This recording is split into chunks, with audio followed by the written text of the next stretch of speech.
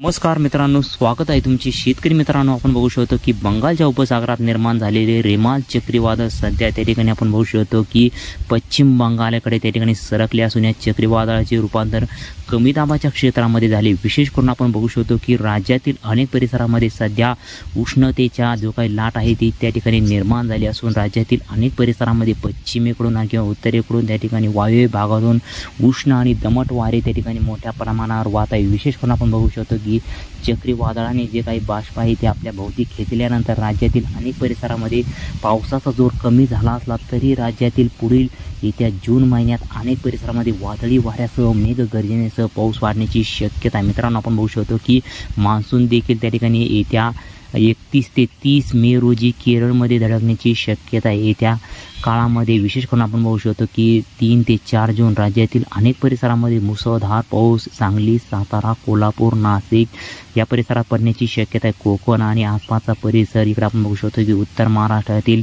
नाशिक, नंदुरबार, धुळे तसेच नगर या परिसरात देखील पाऊस वाढण्याची शक्यता आहे. मध्य महाराष्ट्रात देखील पाऊस वाढण्याची शक्यता. मराठवाड्यातील बीड, लातूर, उस्मानाबाद या परिसरात देखील काही परिसरात हलका ते मध्यम तर तुरळक ठिकाणी जोरदार पाऊस वाढण्याची शक्यता आहे.